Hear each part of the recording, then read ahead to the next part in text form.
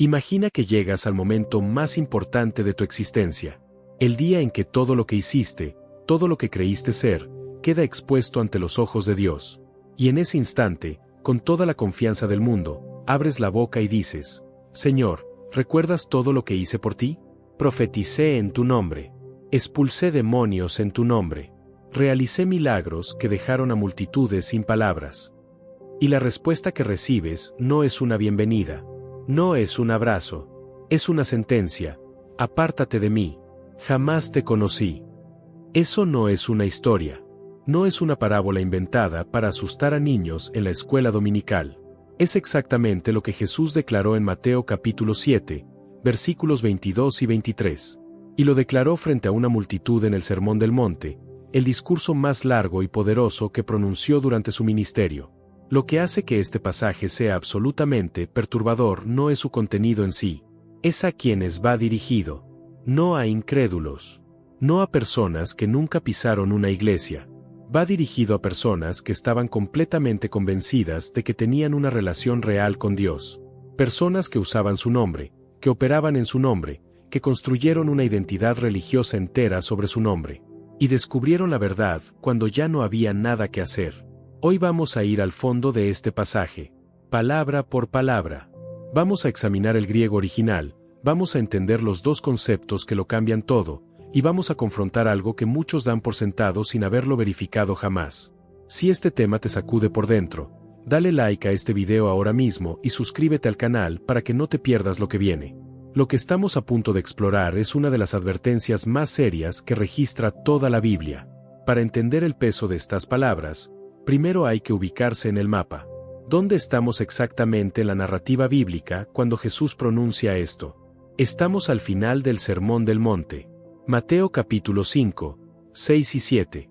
Es la enseñanza más extensa y estructurada que Jesús ofreció en toda su vida pública, y tiene una arquitectura interna muy precisa que la mayoría de los lectores no detectan a primera vista. Jesús no lanzó ideas al azar. Construyó su argumento con una lógica progresiva. Habló de cómo deben vivir los ciudadanos del reino, del carácter que distingue a sus seguidores, de la oración, del ayuno, de las riquezas, de la ansiedad. Y cuando llegó al cierre, no terminó con un versículo tranquilizador. Terminó con 3 advertencias consecutivas que van escalando en intensidad. Número 1. Hay 2 caminos. Uno es ancho y conduce a la destrucción, el otro es estrecho y conduce a la vida. Mateo 7, versículo 13. La mayoría de las personas toma el camino equivocado sin saberlo. Número 2. Hay falsos profetas. Personas que desde afuera parecen exactamente lo que deberían ser. Cubiertos con piel de oveja, pero por dentro son lobos rapaces.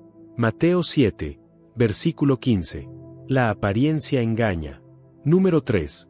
Hay personas que hacen cosas extraordinarias en el nombre de Jesús y aún así no entrarán en el reino de los cielos. Mateo 7, versículo 21. Esto es lo que analizamos hoy. Observa la progresión. Jesús va cerrando el cerco. Primero advierte que el camino verdadero es minoritario. Luego advierte que hay engañadores entre los que parecen estar en ese camino. Y por último advierte que incluso entre quienes realizan actos espirituales poderosos, hay quienes nunca tuvieron una conexión real con Él. Cada advertencia es más incómoda que la anterior. Y la tercera es la más perturbadora de todas. Ahora bien, surge de inmediato una pregunta que no se puede ignorar. Si alguien profetiza en el nombre de Jesús, echa fuera demonios en el nombre de Jesús y hace milagros en el nombre de Jesús, ¿no es eso evidencia de que Dios está con esa persona? ¿Cómo es posible que ocurran cosas sobrenaturales genuinas sin el respaldo divino? Aquí hay un detalle que casi ningún lector nota. Cuando esas personas se acercan a Jesús en el día del juicio y presentan su lista de logros, Él no los contradice. No les dice que están mintiendo. No refuta ninguna de sus afirmaciones. No cuestiona si las profecías ocurrieron. No debate si los demonios fueron expulsados. No pone en duda si los milagros fueron reales. Simplemente les dice: jamás los conocí. Eso implica que los milagros probablemente sí ocurrieron. Las profecías probablemente sí se cumplieron. Los demonios probablemente sí fueron expulsados. Y con todo eso sobre la mesa, la respuesta de Jesús sigue siendo la misma. Todo ese historial impresionante no fue suficiente, y debería hacernos temblar. Para entender por qué, hay que ir al griego original. Porque aquí está la primera clave que la mayoría de las traducciones modernas no logran capturar con toda su profundidad. Cuando Jesús dice jamás los conocí, la palabra que Mateo utiliza en el texto griego es ginosco. Y en griego hay distintas palabras para expresar el concepto de conocer. Una de las más comunes es oída, que significa conocer algo de manera intelectual. Tener información sobre algo. Saber que existe. Si yo digo que sé cuál es la capital de Brasil, eso es oída. Tengo el dato almacenado. Puedo repetirlo. Pero ginosco es otra categoría completamente distinta. Ginosco no es tener datos sobre alguien. Es conocer a través de la experiencia directa. Es el conocimiento que emerge de una relación sostenida en el tiempo. Es la intimidad que se construye cuando dos personas caminan juntas, cuando enfrentan dificultades lado a lado, cuando comparten vida de manera auténtica y continua. No se adquiere en un instante. No se produce por repetir el nombre de alguien. Requiere presencia real, involucramiento genuino, una historia compartida. ¿Y sabes dónde más aparece exactamente este mismo verbo en el Evangelio de Mateo? En el capítulo 1, versículo 25, cuando se describe que José no conoció a María hasta que ella dio a luz. El verbo ahí es ginosco, conocimiento íntimo, unión real, relación profunda. Entonces cuando Jesús les dice jamás los conocí, no está diciendo no tengo registro de ustedes en alguna base de datos celestial. No está diciendo su nombre no me suena. Lo que está diciendo es, nunca existió intimidad entre nosotros. Nunca caminamos juntos. Nunca tuvimos esa relación de la que están hablando. Y la palabra que se traduce como jamás en el griego original es oudepote, que significa en ningún momento, ni una sola vez, de manera absoluta. No es que la relación se deterioró. No es que hubo un distanciamiento. Es que la relación nunca existió desde el principio. Ese es un nivel de desolación difícil de dimensionar. Estas personas habían construido toda una vida sobre la convicción de que conocían a Dios. Habían sido respetadas. Probablemente tenían congregaciones que lo seguían. Probablemente habían visto cosas que a la mayoría de los creyentes nunca les ocurren. Y en el momento definitivo descubrieron que todo ese tiempo, lo que creían que era una relación con Dios no era más que actividad religiosa unilateral. Pero todavía falta la segunda palabra clave. Y esta es igualmente reveladora. Cuando Jesús los envía, no se limita a decir apártense. Agrega una descripción específica, los que practican la iniquidad. En algunas traducciones aparece como los que hacen maldad. En otras, los que obran el mal. Pero para entender lo que realmente está diciendo Jesús, hay que ir a la palabra griega, anomia. Anomia no es simplemente una palabra genérica para el pecado. No designa simplemente a alguien que comete errores morales ocasionales. La palabra proviene de la partícula negativa, a y de la palabra nomos, que significa ley. Por lo tanto, anomia literalmente significa sin ley, o más precisamente, vivir como si la autoridad de Dios no tuviera ninguna incidencia sobre tu vida. Es la actitud de quien usa el nombre de Dios, participa en sus actividades, se identifica con su comunidad, pero en la práctica cotidiana actúa con total autonomía, sin sometimiento real a su voluntad. Y aquí está la conexión que lo explica todo. Mateo 7, versículo 21 dice, no todo el que me dice, Señor, Señor, entrará en el reino de los cielos, sino el que hace la voluntad de mi Padre que está en los cielos. Esa es la línea divisoria. No cuántas veces dijiste su nombre. No cuántos milagros llevas en el currículum. No cuánta gente te conoce como líder espiritual. La marca verdadera es hacer la voluntad del Padre. Las personas de Mateo 7:22 lo llamaban Señor. Usaban ese título de forma habitual. Pero hay una contradicción fundamental en llamar Señor a alguien cuyas instrucciones no seguís. Un Señor es alguien cuya autoridad se reconoce y se obedece. Decir Señor, Señor con los labios mientras vivís en anomia con las acciones es una contradicción que Jesús identifica con precisión quirúrgica. Ahora bien, para entender cómo era posible que ocurrieran milagros reales sin una relación genuina con Dios, hay que conocer el contexto histórico del mundo del siglo I, porque esto aclara mucho el panorama. En la época de Jesús, los exorcistas itinerantes eran una figura extremadamente común en todo el Mediterráneo. El historiador judío Flavio Josefo describe en sus antigüedades cómo existían tradiciones de exorcismo atribuidas al rey Salomón. Según Josefo, Dios no solo le había dado a Salomón sabiduría para gobernar, sino también conocimiento sobre los espíritus y la manera de tratarlos. A partir de eso se desarrolló toda una tradición de fórmulas, conjuros y rituales que los exorcistas judíos utilizaban en su práctica. Viajaban por todo el Imperio Romano, invocaban nombres sagrados, recitaban los grandes actos de Dios, utilizaban amuletos con raíces específicas y se presentaban como especialistas en la confrontación con el mundo espiritual. Éfeso, en particular, era considerada la capital mundial de las artes mágicas en ese periodo. Los arqueólogos han encontrado en excavaciones de esa ciudad tablillas, pergaminos y amuletos con fórmulas de conjuro que datan exactamente de aquella época. Las Efesias Grammata, como las llamaban, eran fórmulas mágicas conocidas en todo el mundo antiguo. Y el Nuevo Testamento nos da un ejemplo perfecto de lo que Jesús estaba advirtiendo. En Hechos capítulo 19, un grupo de exorcistas judíos itinerantes vio el poder que operaba a través del apóstol Pablo y tomó una decisión: incorporar el nombre de Jesús a su repertorio de fórmulas. Empezaron a pronunciar sobre los posesos: os conjuro por Jesús, el que predica Pablo. Nota lo que estaban haciendo. No eran discípulos. No seguían sus enseñanzas. No tenían ninguna relación personal con Jesús. Simplemente habían observado que cuando Pablo invocaba ese nombre, cosas poderosas ocurrían, y decidieron agregar esa herramienta a su caja de conjuros como quien agrega una nueva aplicación al teléfono. Eran 7 hermanos, hijos de un hombre llamado Esceva, que se presentaba como sumo sacerdote judío. Un día intentaron usar el nombre de Jesús sobre un hombre que tenía un espíritu maligno.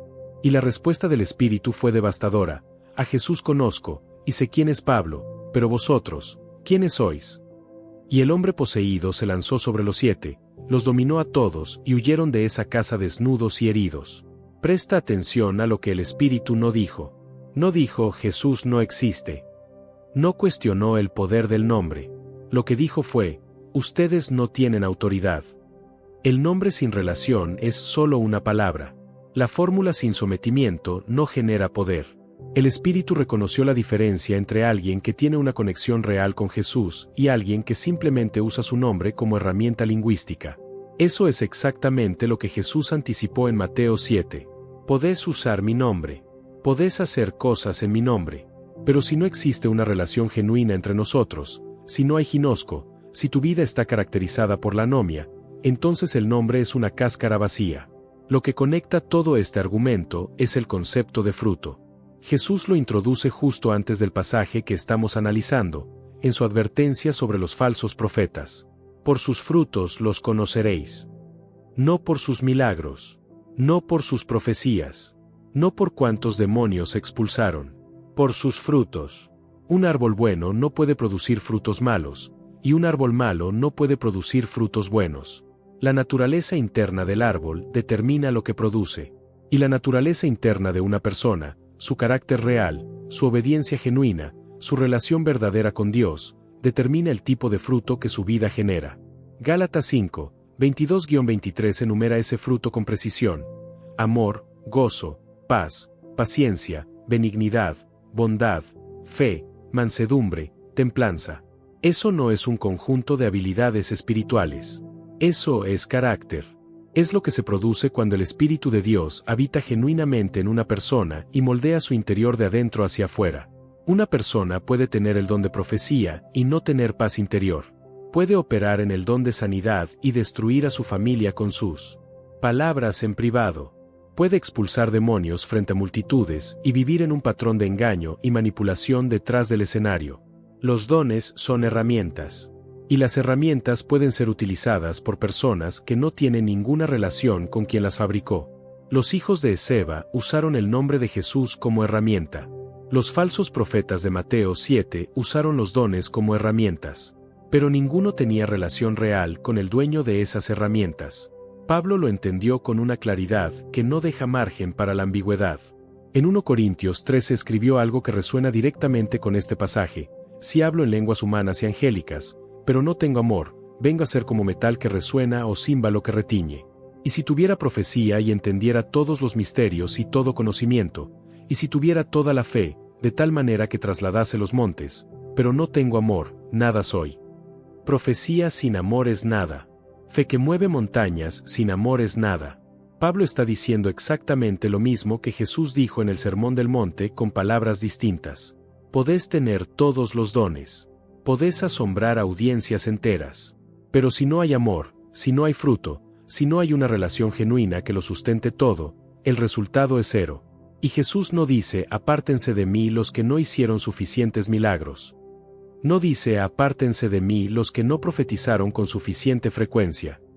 Dice, apártense de mí los que practican la anomia, los que vivieron sin someterse a mi voluntad, los que usaron mi nombre sin obedecer mi voz. Lo que hace este pasaje tan urgente para el siglo XXI es que habla directamente al interior de la experiencia religiosa moderna. No es una advertencia para los de afuera. Es una advertencia para los de adentro. Para las personas que conocen la terminología correcta. Para los que usan el nombre de Jesús habitualmente. Para los que participan activamente en comunidades de fe. Para los que son reconocidos como líderes espirituales dentro de sus círculos. Jesús no pronunció estas palabras frente a los romanos. Las pronunció frente a personas que lo llamaban Señor. Y la pregunta que deja este pasaje sin posibilidad de escapatoria es esta. ¿Cuál es la diferencia real entre tener actividad religiosa y tener una relación con Dios? Porque según lo que Jesús enseñó aquí, son dos cosas completamente distintas que pueden coexistir sin tocarse. Podés tener una vida llena de actividad religiosa y cero relación genuina. Podés tener dones impresionantes y cero fruto real. Podés pronunciar Señor, Señor cada día de tu vida y que esas palabras nunca hayan sido el reflejo de una relación viva. Lo más perturbador de todo es que estas personas del versículo 22 llegaron al día del juicio con absoluta confianza. No llegaron temblorosos. No llegaron con dudas. Llegaron con un currículum. Con una lista de logros espirituales que la mayoría de los creyentes nunca podría presentar. Y la respuesta que recibieron fue, jamás los conocí. Ese jamás es lo que más duele. No dijo los conocí pero se apartaron. No dijo tuvimos relación pero se deterioró. Dijo jamás. Oude pote. En ningún momento. En ningún instante de toda su historia. La relación que creían tener con Dios no existió nunca. Y vivieron toda su vida sin saberlo. Este pasaje no fue escrito para paralizar a nadie con el miedo. Fue escrito para despertar. Para que cada persona que lo lee se haga la pregunta más importante que puede hacerse. ¿Tengo actividad religiosa o tengo relación con Dios? ¿Estoy usando su nombre o estoy caminando con Él? ¿Mi vida produce fruto real, amor, paciencia, bondad, mansedumbre, o solo produce espectáculo, audiencia y reconocimiento? Porque según Jesús, en el día final la pregunta no va a ser cuánto hiciste. La pregunta va a ser una sola, ¿te conocí? Si este video te hizo pensar, hay otro que tenés que ver ahora mismo. Está apareciendo en pantalla. Te espero ahí.